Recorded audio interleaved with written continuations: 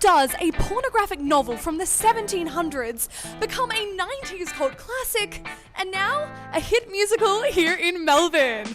I am here today with the cast of Cruel Intentions to find out just that.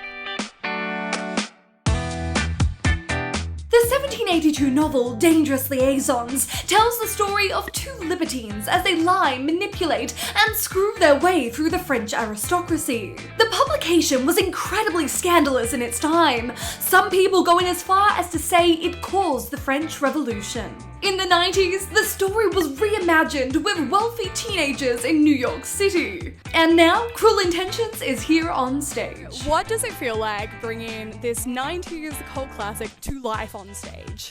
I just feel very lucky, to be honest, to be able to do a role like this. Sebastian's arc as well is just so amazing. Drew Weston plays Sebastian Valmont, a libertine even more treacherous than he is attractive.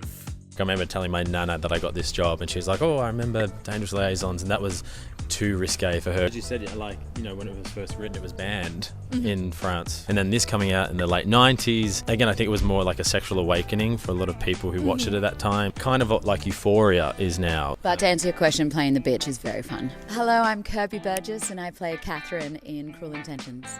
Born to avenge her sex and conquer man's, Catherine has stood as a figure of women's sexual liberation since the 18th century.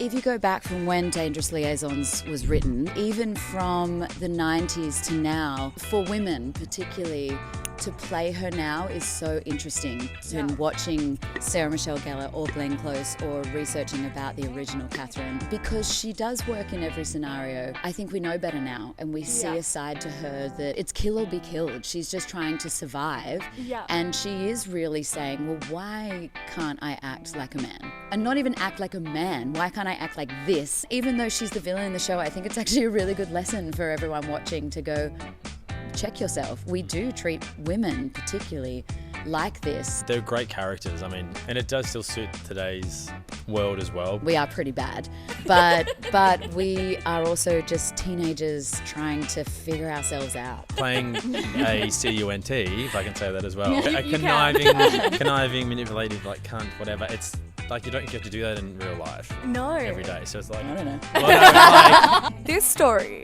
was written 300 years ago. Why are we still in love with it? with the world now, so many people are much more experimental in sexuality, in so many other things. It is relevant for the next centuries or beyond. I think it's still kind of eye-opening and just an awakening, basically. This is a show where the story revolves around two villains, two people that are faulted, they're bad. Yeah. And as an audience for film, for book, for live theatre, I don't know, we warm to those people because it's relatable. Yeah. So deeply faulted humans and sex, that's what we need to Yeah, make a they're masterpiece. Yeah, totally. And if you want to catch Cruel Intentions, it is here at the Athenaeum Theatre until the 25th of June before heading into Sydney. This is not a show to be missed.